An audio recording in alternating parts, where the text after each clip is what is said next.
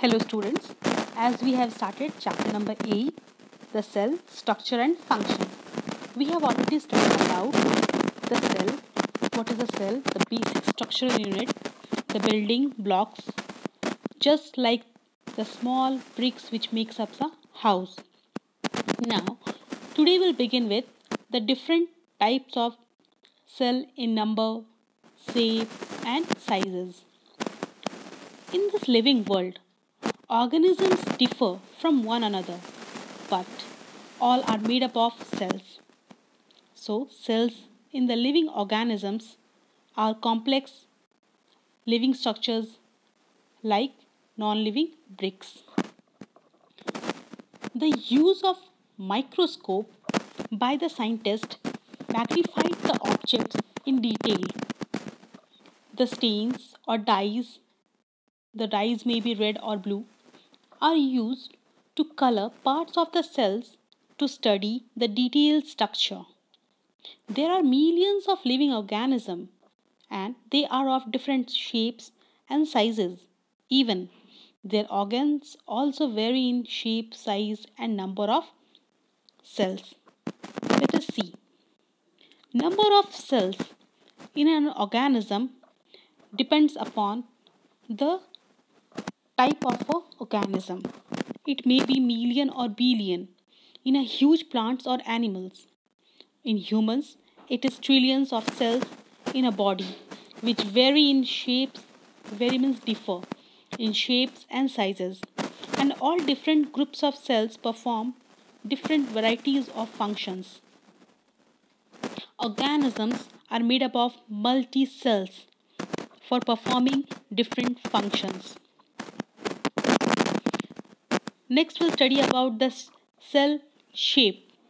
The cell's shape is according to the organism. The cell comes in a variety of shapes as you can see in the picture.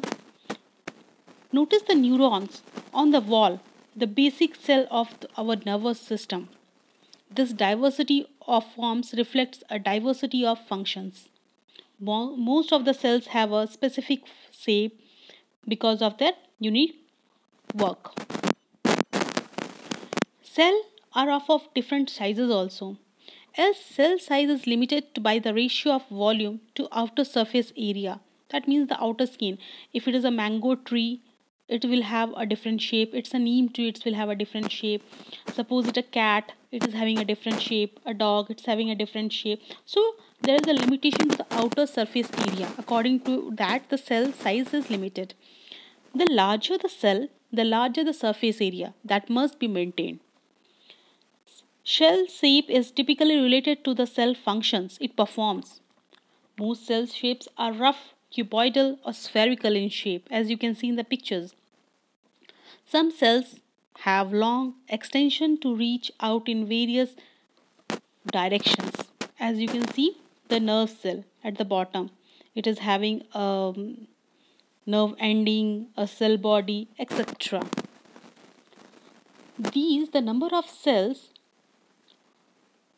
is huge in huge animals or in more numbers in huge animals, and if it is a minute organism it is having lesser.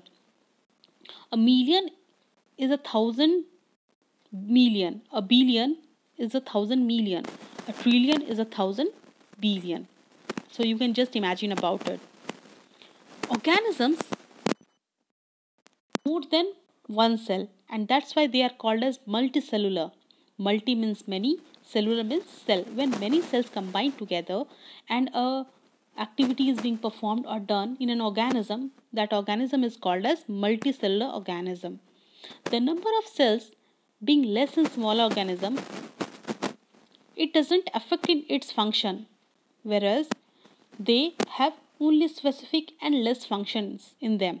So they are called as single cell organisms.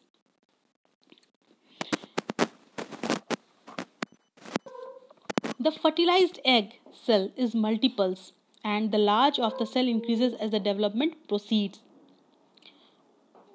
You can see in the picture 8.3, figure 8.3 in your NCERT book. Both organisms are made up of cells. the single cell organisms called the unicellular. Only one cell is there to perform all the tasks, all the basic functions. Whereas the second is the paramecium. Paramecium is multicellular and it is having multiple tasks and functions to perform. A single cell organism performs all the necessary functions that as a multicellular organism performs. A single cell organisms like amoeba captures and digests food, respires, excretes, grows and reproduces. Similarly, the functions in a human or an animal, they are multicellular, are carried out by different groups of specialized cells performing by different tissues, and tissues in turn forms the organs. So in this way, in unicellular, all the work and performance are being done, but only a particular cell is responsible for it.